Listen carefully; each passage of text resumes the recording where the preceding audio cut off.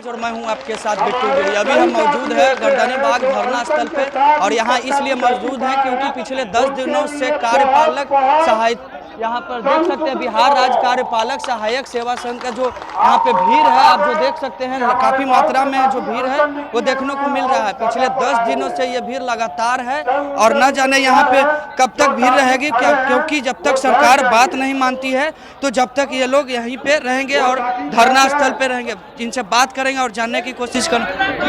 पिछले आप 10 दिनों से मांग कर रहे हैं, आखिर सरकार बात नहीं मान रही है, क्या किया जाएगा? सरकार हमारी बात नहीं मान रही है, ये कोई बहुत बड़ी चीज़ नहीं है, क्योंकि सरकार को, माननीय मुख्यमंत्री जी को, सदन को, पूरी सरकार को मिशन के द्वारा गुमराह किया जा रहा है और ये गुमराह का ही वजह है जिसके वजह से हमसे सरकार बात नहीं कर रही है।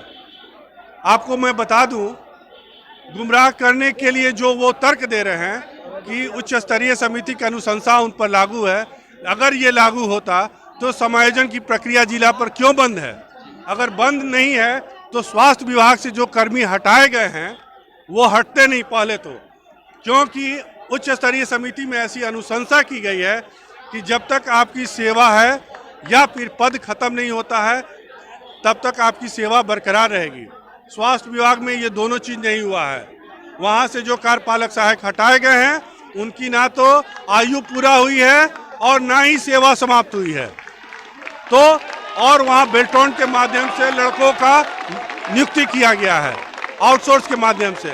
ये स्पष्ट जाहिर होता है कि बीपीएसएम अपने तरीके से, गैरवाजिब तरीके से निजी और व्यक्तिगत लाभ की पूर्ति हेतु ये सब कृत्य कर रहा है। कहते हैं बीपीएसएम के पदाधिकारी का कहना है, बीपीएसएम के पदाधिकारी का ये कहना है कि हम मानदेय बढ़ोतरी के लिए दक्षता परीक्षा का आयोजन कर रहे हैं। बीपीएसएम के पदाधिकारी हमें ये बताएं कि जो नए कार्यपालक सहायक ज्वाइन किए हैं, जिन्होंने अपना योगदान दिया है, उनको 3 माह पर तक के अंदर में बेल्टोन का परीक्षा क्यों देना पड़ेगा? अगर देना पड़ेगा, अगर वो पास नहीं होते तो उनकी सेवा क्यों समाप्त की जाएगी? जबकि आप ये कहते हैं ये दक्षता परीक्षा उच्च मानदेय के लिए है।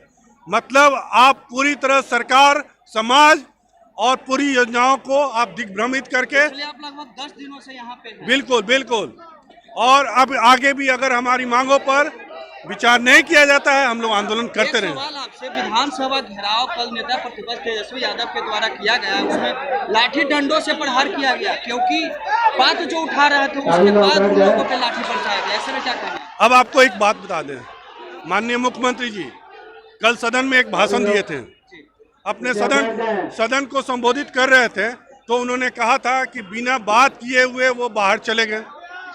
ठीक है, माननीय मुख्यमंत्री जी के कार्यपालक सहायक, मैं ये बात इसलिए कर रहा हूँ, आपके शब्द का इसलिए करें क्योंकि हम ही वो लोग हैं जिसने आपके सभी योजनाओं को धरातल पर उतारा। तो आपके कार्यपालक साहब पिछले 10 दिनों से आंदोलन पे हैं। आपका तो प्रथम कर्तव्य बनता था कि इनके मांगों को विचार करें, वार्ता करें और उसमें अपना सुझाव देते हुए मध्यस्थता करनी चाहिए थी, क्योंकि आप सरकार ही नहीं इस राज्य के भी प्रमुख हैं, मुखिया हैं, तो ये उनका प्रथम कर्तव्य होना चाहिए था। अगर ये नहीं कर रहे हैं तो ये बहुत गलत बात है। 10वां दिन है, आगे की रणनीति, हमारा आंदोलन जिला स्तर पर चल रहा है, इसके बाद भी अगर नहीं मानते हमारा अनशन का कार्यक्रम प्रारंभ हो जाए। विधानसभा घेराव करने वाले अभी नहीं, चलो।